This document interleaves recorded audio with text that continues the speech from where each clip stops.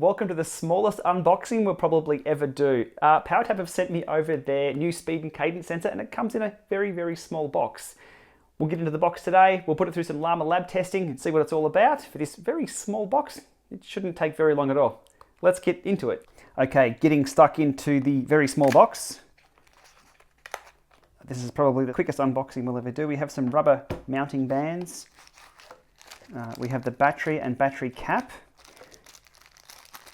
We have the rubber mounting bracket. Actually, I'll get all these out so we can see exactly what's in the unit. The manual.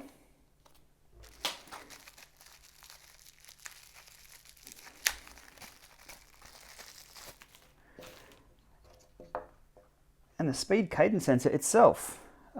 So, not much in the box, very small and very slim.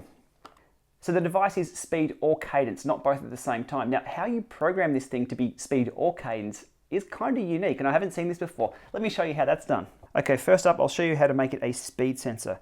The battery is press fit, so once we line up the tab, it snaps in. And here's the programming side of things. If we leave it flat, we have to first of all wake it up. If we leave it flat, it thinks, it flashes white. That's now a speed sensor. So there we have it, that's how you program the speed sensor. Now to program it as a cadence sensor, very similar process with one slight modification. We stand it upright. Needs a bit of a tap to wake up, but once you stand it upright and it flashes green and stays green, we now have a cadence sensor. So it uses the internal accelerometers there when you first plug the battery in to know what it becomes. And from there on in, when the battery stays in, it becomes that device, speed or cadence. Pretty neat. So the PowerTap sensor covers all bases with both Bluetooth and ANT+ covered, very similar to our friends over here from Wahoo. Wahoo cadence sensor, Wahoo speed sensor.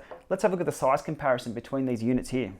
Here's the three amigos lined up. We have 8 grams, 8 grams, and 9 grams. And the brackets themselves weigh around 5 grams. So weight-wise, nothing to worry about whatsoever.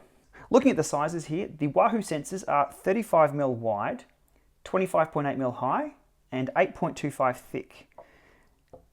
The PowerTap sensor, 47mm long, 37.6 wide, and 7.35mm thick. So it's a little thinner. Not much to the eye, but where it comes into its own is when it's mounted.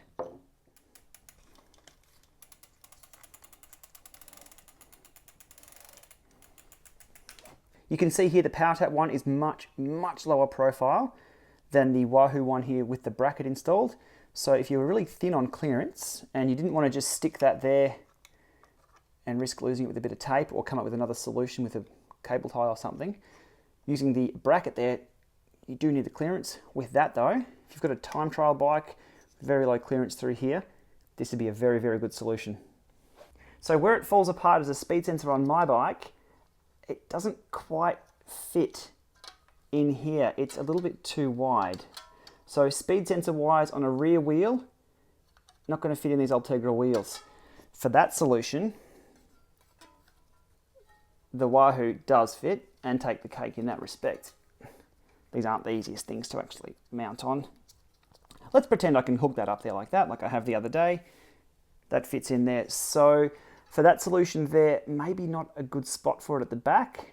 But the good news is it does fit on the front wheel. So if you're looking at riding just outside with this speed sensor,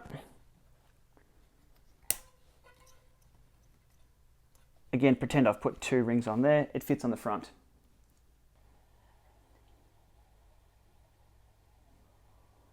Sensor wise, very simple to pick up.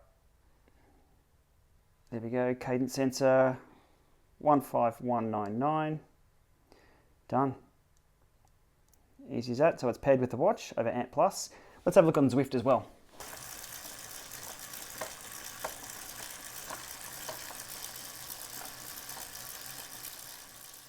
So there we are, pretty straightforward, pretty easy device to get up and running there, and you can do either or with that battery programming. For me, It's the thinness on the crank that wins. This will be my new cadence sensor for when I want really, really accurate data. I've done a few rides here on Zwift, a few rides out in the road, and the data stream from this is really good. So I won't go around doing the full data analysis of this, but works for me just fine. The only downside is not fitting in the rear hub. That's where I'll be using that. So best of both worlds for me. I'll be using that as my cadence sensor from PowerTap, and that is my speed sensor on the rear wheel. So there we have it, the itty bitty unboxing of the PowerTap speed or cadence sensor. Remembering the programming is with the battery on start. That was kind of cool how that's done. A really good solution if you are limited in space with your chainstays and your cranks. Up for sale for $50 there US on PowerTap.com. Your local pricing will vary based on exchange rates. So that'll be my new cadence sensor. Pretty cool stuff. Thanks for watching. We'll see you soon.